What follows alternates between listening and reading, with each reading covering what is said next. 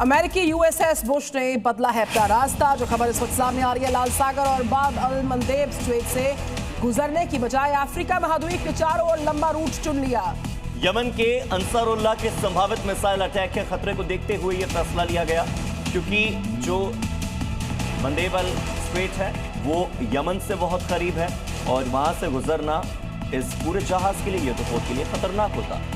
ये किसी से छिपा नहीं है कि ईरान की ताकत उसकी मिसाइलों और उसकी ड्रोन्स में है। ईरान ने उस ताकत से अपने पहाड़ों के अंदर सुरंगों टनल्स में उसको छिपाया हुआ है और जिस पर मार्च में अमेरिका इजराइल का अटैक भी हुआ और अब उस ठिकाने पर हुए नुकसान के सैटेलाइट विजुअल सामने आए हैं, तस्वीर सामने आई और यूएस मीडिया का दावा कि ईरानी ईगल के पंख काटने जैसा है ये।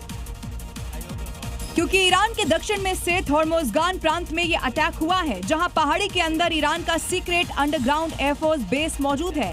बेस का नाम है ईगल 44। अमेरिकी मीडिया ने बेस पर हुए हमले की सैटेलाइट इमेज जारी कर ये दावा कर दिया है कि मार्च में हुए हमले में बेस को नुकसान हुआ है। बेस के टनल वाले दरवाजों पर और उनके पास गड्ढे बन गए हैं, जो कि इतने बड़े हैं कि बेस के अंदर रखे जेट्स बाहर नहीं निकल पाएंगे और रनवे तक जाने का रास्ता पूरी तरह से ब्लॉक हो चुका है। खास बात यह है कि underground air force base state of Hormuz से करीब 160 किलोमीटर दूर है। इजराइल के उत्तरी इलाके किरियात शमोना से ये बड़ी खबर सामने आ रही है। दरअसल रिपोर्ट्स की माने तो पहली बार हिजबुल्लाह ने इस क्षेत्र की ओर एफपीवी ड्रोन्स को लॉन्च किया है। सूत्रों के मुताबिक ये एफपीवी ड्रोन इलेक्ट्रॉनिक वॉरफेयर को काफी हद तक झेलने में सक्षम बताया जा रहा है और इसे डिटेक्ट करना भी मुश्किल है।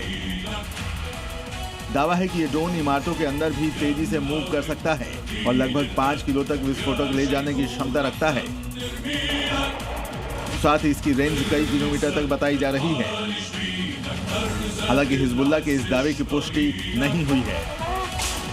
अमेरिका हॉर्मुज स्ट्रेट पर नाकेबंदी करने वाला है और इस ऐलान और पीस टॉक के विफल होने के बाद से दुनिया पर इसका साफ असर दिखने भी वाला है। कच्चे तेल की कीमतों से लेकर भारतीय शेयर बाजार तक इसका इफेक्ट, इंपैक्ट और अफेक्ट तीनों दिखाई देगा। यानी अगर नाकेबंदी होती है तो दुनिया की अर्थव्यवस्था पर बुरा असर पड़ सकता है।